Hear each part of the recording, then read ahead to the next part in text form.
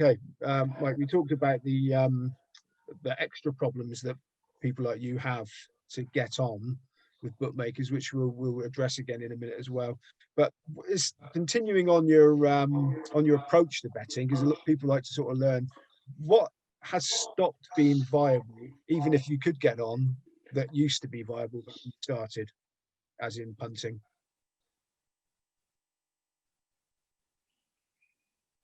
Actually, you stumped me there. I can't think of anything, to be honest. Okay, so we'll carry straight on with with golf.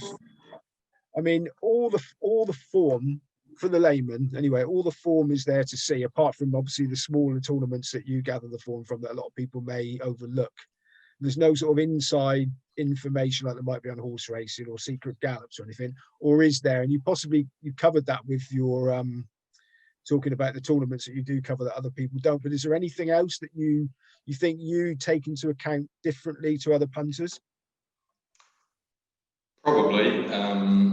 I built, or the guy who wrote my software built my thoughts into it, which were mainly based around form, because my feeling is that form is a representation of all of the myriad statistics that some people really get hung up on. And I think statistics, or shot statistics, are like an almost bottomless black hole. So I've taken the view that form represents all of those shot statistics. So what I then do is two things. One is my software looks at trends.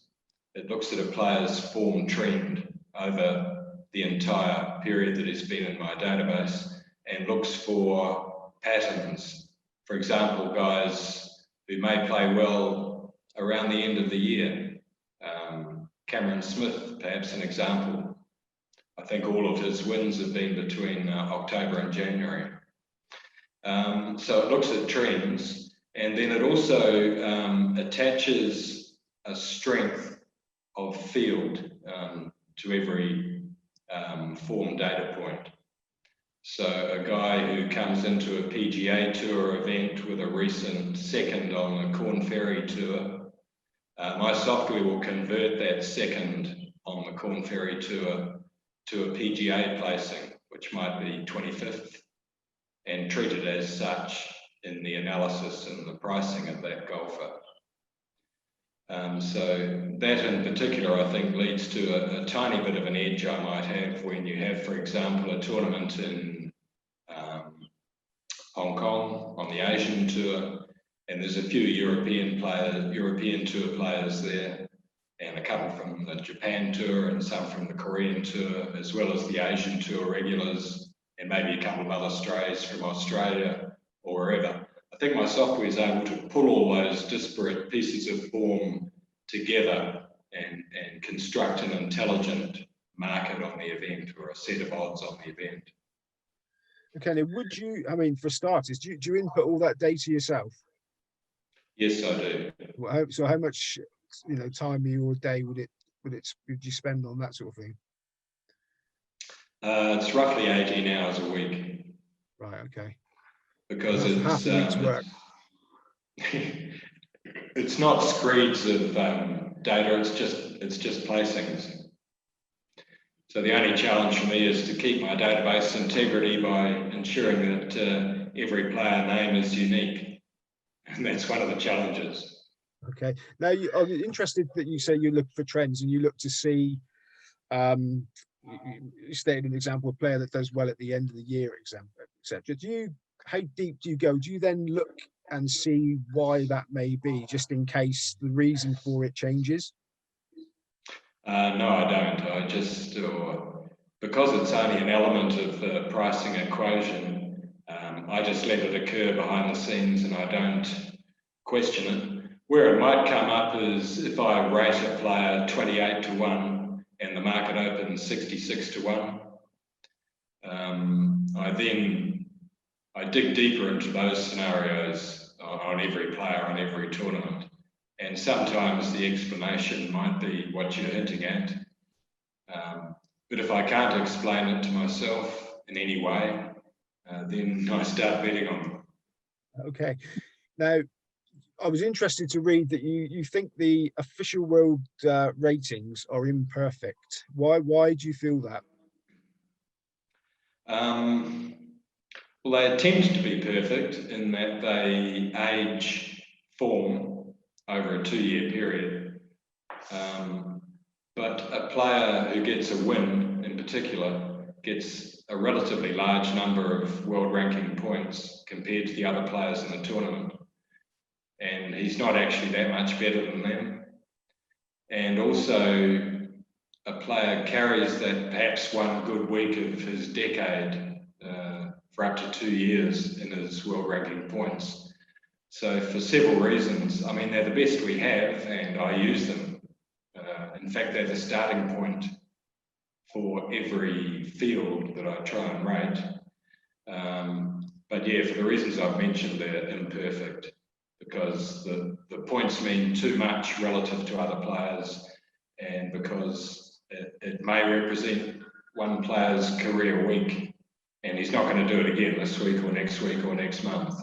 Like say Ross McGowan, for example, won on the European Tour, when was it? Last year. I think it was his first win in 357 starts, and he's missed the cut in every start since, and may well continue to do so. He's got plenty of world ranking points.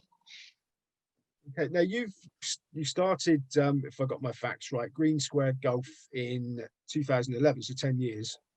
And so you've been you say you've been monetizing the golf data that you used to publish for free. So, I mean, if you're doing it to make money, why on earth did you feel the need to publish it for free and share all your hard work with everybody anyway in the first place? Well, just to clarify, Green Square Golf only started in 2020, but what it represents is what I used to do for free from 2011. The background is I worked in a senior executive position with Tats Group in Australia. Got sick of the horrible corporate environment after about 3 years and left, and basically semi-retired. Went to live with my girlfriend in Indonesia, and I was bored as hell. So I decided to just publish some of the output from my software purely as a vanity exercise and just for fun. And it generated quite a lot of interest. So then I started just producing it for every tournament every week, and simultaneously got going on Twitter, 2012 I think it was. And because I didn't need the money from golf betting and never have, it was just fun to share, fun to try and be smarter than the bookies occasionally. Fun to skite about a 100 to 1 winner who I'd rated 50s. Just a vanity exercise and a bit of fun. So for that reason, you weren't worried too much of giving away your edge to people. They still need to sift through the form, or do they just follow do you sort of rate your selections, and are the selections ready made, or do people still need to do a bit of work? Well, I didn't always publish my prices for each event, and on an event where I thought I really had an edge, I never published my prices, so the sheets were just form. So there was no extra IP revealed systematically. It was just occasional. And in fact, I've probably gone 1 or 2 years on occasion without publishing any of my prices. And because it was free, no one could really complain. But yeah, it was all really just fun up until my wife gave birth to twins in 2019, and started giving me a hard time about how much time I was spending on the laptop. So she said, why don't you spend more time with the babies, or if you're going to spend time on the laptop, make some money out of it. So I didn't really have an answer for that, so decided to see if we could make a bit of money out of it. Okay, now going to the information that is, like I said, I signed up for it. Unfortunately, I haven't paid any money, but I've looked at all the information that you offer on there. Now, you explained earlier that a lot of the events that you list in your weekly updates, I assume, are those obscure, low-grade tournaments that you get your edge from getting to know players before they emerge into the bigger tournaments. Is that correct? Yes.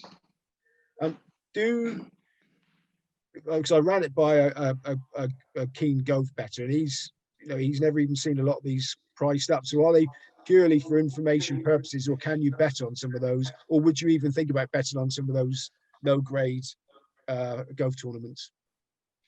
Well, I mean, if there's a market available, yes, and if I have an account with a bookmaker who's betting on them, absolutely.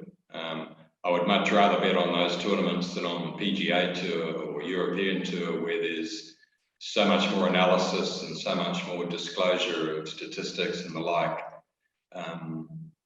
So yeah, there are a lot of lower level tournaments that I never publish a sheet for because there's never going to be a betting market on them. It would just be a waste of time. Okay, so you mentioned earlier that you got tucked up with agents in Hong Kong. So I was going to ask if you have to cast your net wide to bet on worldwide tournaments with local bookmakers, local to the sort of near the countries they're based in. Is that something that you've already said that you do? I mean, just elaborate a bit more about how you would go about opening accounts in far-flung places, or finding agents to put the money on, or is it a bit clandestine? It varies. I mean, I needed an account with Skybet recently. I had a relative who was living in the UK, so I got him to open the account and deposit some money, and then hand the account credentials over to me. Then I just log in using a VPN as though I'm in the UK. The agent side of things is a little more clandestine, and there are very few companies that allow foreign agents to bet with them. But there is one particular large company that does. I don't really want to mention the name because I don't really want them to know that I'm one of the people who's betting anonymously with them. But yeah, it was a question of personal contacts through Hong Kong Jockey Club, creating a level of trust for me to send 1,000 and then later on more. And then when there's positive funds on the other end, some expectation that you'll get them back.